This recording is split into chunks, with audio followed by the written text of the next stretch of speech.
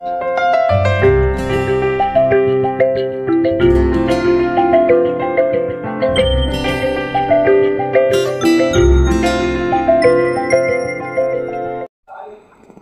Evening বন্ধুরা। ভাইফোঁটার আগের দিন ভাগ্নিরা আর ননদ এসেছে, ওদের নিয়ে আমরা বেরিয়েছি ওই দিদির ননদের আর কি জিনিসটা কেনার জন্য, গিফটটা কেনার জন্য। তো শাড়ি কিনলাম, শাড়িগুলোই দেখছিলাম। এই শাড়িটা আমার খুব পছন্দ হয়েছে, পরে এই শাড়ি আমি নিয়ে আসবো, ভিডিওতে তোলা রইল। তা নেবেছিলাম আর একবার, আবার উপরে যাচ্ছি, গিয়ে ওপরেতে একটুখানি ঘুরে টুরে দেখে শাড়িটা একবার নিলাম। আর এখানে একটু বডি স্প্রে দেখছিলাম। তার বাড়ি চলে এসে দেখো ইস্ত্রিটা, সকালবেলায় আজকে ইস্ত্রিটা এসে গেছে। ওই বাজাজের একটা ইস্ত্রি অর্ডার করেছিলাম, মানে আয়রন অর্ডার করেছিলাম, এসে গেছে। তা সেটাই আমার হাজব্যান্ড এখন আনবক্সিং করছে। তুমি করো, আমি ভিডিওটা করে রাখি, যদি কোনো সমস্যা হয় তাহলে ওখানে করতে পারবো। কিছু হয়নি, খুবই ভালো এসেছে। আর ভয়েসটা আমি পরে দিচ্ছি। ও আজকেও আয়রন করলো, খুবই ভালো এসেছে। দুদিন এটা নিয়ে করা হয়ে গেল। বাজাজের আয়রনটা খুব ভালো। গুড মর্নিং বন্ধুরা। আজকে মঙ্গলবারে ভিডিও দিচ্ছি। এটা মঙ্গলবার হয়েছে, ছোলার ডাল হয়েছে, পোস্ত হয়েছে। আর এই পোস্তটা চাপিয়েছি, ঝিঙে আলু পোস্ত করছি। আর মা ছোলার ডালটা করেছে, আর তেঁতুলের চাটনি হয়েছে। আজকের এটাই আইটেম। আর হ্যাঁ, আলু ঢেঁড়স ভাজা হয়েছে, ওটা আর দেখানো হয়নি। আলু ঢেঁড়স ভাজাটা সকালেই করা হয়ে গেছে। আর ডাল হয়ে গেছে, আর আলু ঝিঙে পোস্ত করলাম, আর চাটনি হয়েছে। এটাই আইটেম। আর রাত্রিবেলা ছোলার ডাল দিয়ে আমরা রুটি খেয়েছি। আজকে আর কিছু নিইনি, ছোলার ডাল আর রুটি খেয়েছি রাত্রিবেলা। ছোলার ডালটা হলে রাত্রিবেলা রুটিটা ভালোই লাগে খেতে, তাই সেটাই খেয়েছি।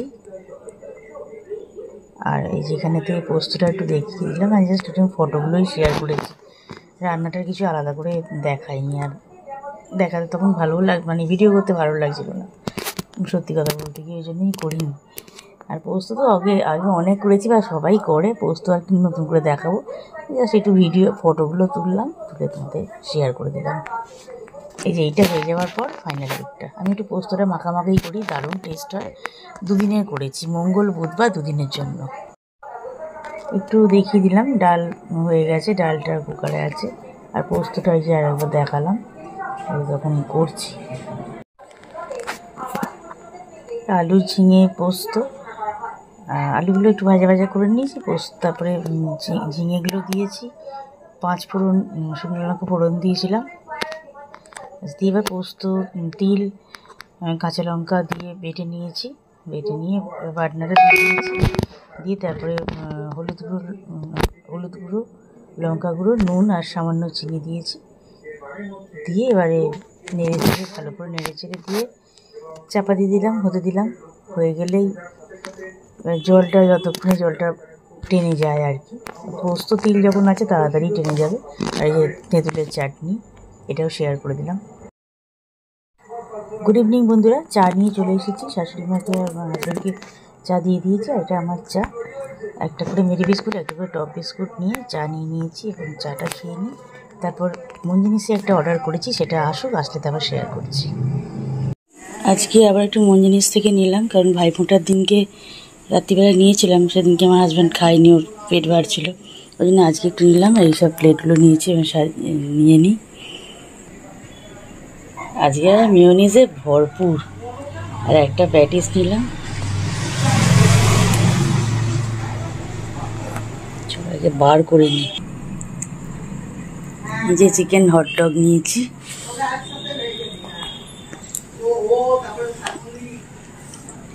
আর একটা ভেজ প্যাটিস নিয়েছি, এটা ভাগ করে নিই।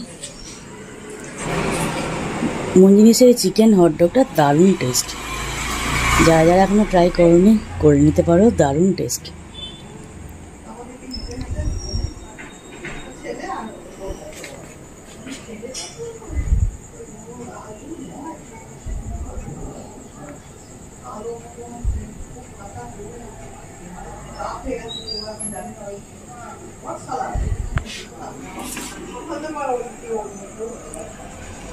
শাশুড়ি মাকে দিয়ে আসলাম চিকেন হটডগ আর চা দিয়ে এসেছি, আর আমার চাটা এখানে নিয়ে নিয়েছি। ও এখনও আসলে তবে চা দেবো, এখনও আসছেনি, মন্দির গেছে একটু।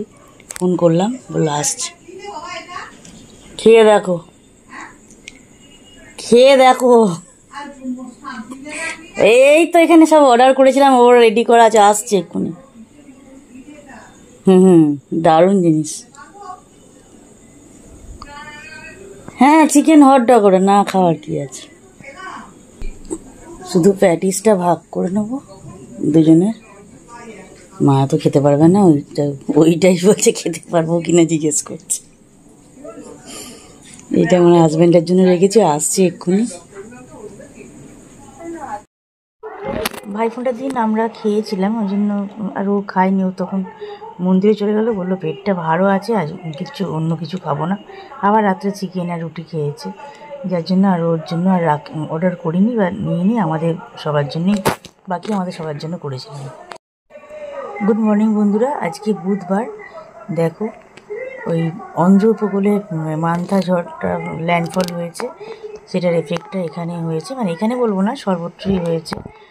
তো দেখো, ভালোই বৃষ্টিটা, আর তখন একটু ঝড়ও হলো, বেশ একটু ঝড় দিল, দেওয়ার পরে বৃষ্টিটা আরম্ভ হলো। আর কী মেঘ করেছে তোমরা দেখতেই পাচ্ছ, সাংঘাতিক মেঘ করেছে, অন্ধকার হয়ে গেছে চারদিকে একদম। ওটা একটু শেয়ার করলাম, আমি আমার ছেলেটাকে একটু পাঠালাম এটা। আর বলছে মুম্বাইতে আজকে নাকি প্রচুর রোদ্দুর, খুব নাকি রোদের তেজ আজকে। ও তো অফিস বেরিয়ে গেছে 9টায়, বলছে খুব রোদের তেজ। আর আমাদের এখানে অবস্থা দেখ।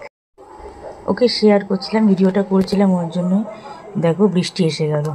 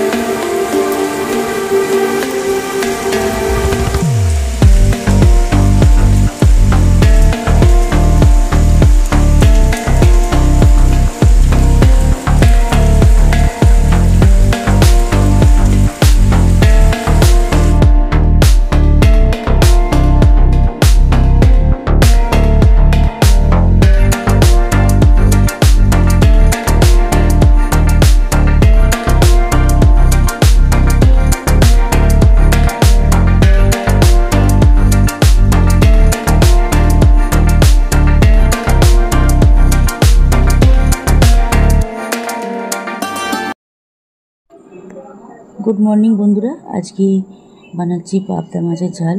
পোস্ত আছে, ডাল আছে, আগের দিন ছোলার ডাল হয়েছে, ছোলার ডাল আছে, আর পোস্ত তো করে রেখেছি, ঝিঙারি পোস্ত।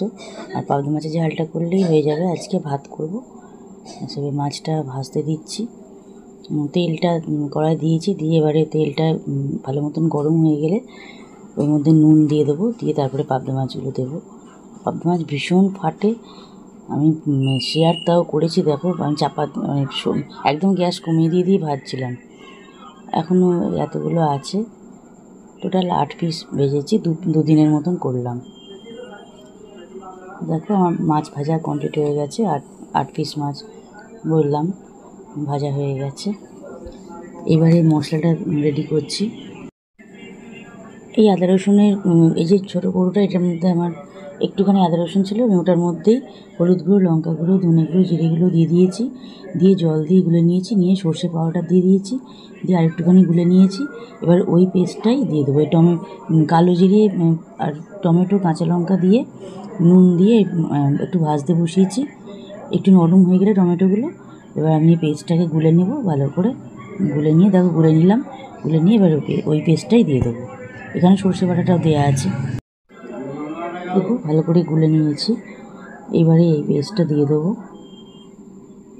আর পরিমাণ মতন নুন যেহেতু একটু আগে দেওয়া আছে, ওইবার অল্প করে দেবো। পরিমাণ মতন নুন দেবো, একটুখানি একদম হাফ চামচ মতন চিনি দিয়েছি, দিয়ে দেখো পেস্টটা দেওয়া হয়ে গেছে। এবারে ভালো করে নেড়ে চেড়ে দিয়ে আর একটুখানি জল দেবো, দিয়ে গ্রেভিটা ফুটতে দেবো। কারণ এটা দুদিনের মতন করছি তো, কিন্তু একদম গায়ে মাখাই হবে। এই এতটা ফুটে উঠেছে বলে এরকম লাগছে, মনে হচ্ছে জল বেশি আছে, কিন্তু জল অত বেশি নেই। দুদিনের জন্য করছি। আর দেখো এর মধ্যে এবারে গ্রেভিটা ফুটে উঠেছে, এবারে মাছগুলোকে দিয়ে দেবো। মাছগুলো দিয়ে এবারে কাশ্মীর মির্চ একটু দেবো, মাছগুলো দেবো, দিয়ে কাশ্মীর মির্চ দিয়ে তারপরে ফুটতে দেবো। কাশ্মীর মাছ দিয়ে দিয়েছি, দিয়ে কাশ্মীর মির্চটা ওপর থেকে দিয়েছি, দিয়ে দেখো ফুটতে দিয়েছিলাম, একটু ফুটে উঠেছে। আর পাবদা মাছ খুবই নরম আর সুন্দর ভাজাটাও হয়েছে। আর এইভাবে ভাজলে মানে নুন দিয়ে যদি কড়াতে তেলেতে নুন দিয়ে যদি ভাজা হয়, এক ফোঁটা মাছ আটকায় না। তোমরা দেখোই আমার ব্লগে আগে আগে অনেক শেয়ার করেছি, এক ফোঁটা কড়ার তলাতে লেগে যায় না, কিচ্ছু হয় না। এত মাছ ভাজি কিচ্ছু হয় না, আমার কড়া একটা ফোঁটা পড়েও না, কিচ্ছু হয় না। আমার হাজব্যান্ডে যে কী করে ভাজো গো, এত পরিষ্কার করা থাকে। আমার থাকবে, এটা টিপস আছে। তো যাই হোক, দেখো আমার মাছের ঝাল রেডি, পাবদা মাছের ঝাল রেডি হয়ে গেছে। বেশ সুন্দর খেতে হয়েছে, এখন 2 দিন ধরে আমাদের চলছে। ভিডিওটা আজকে এখানেই এন্ড করলাম, সবাই ভালো থেকো।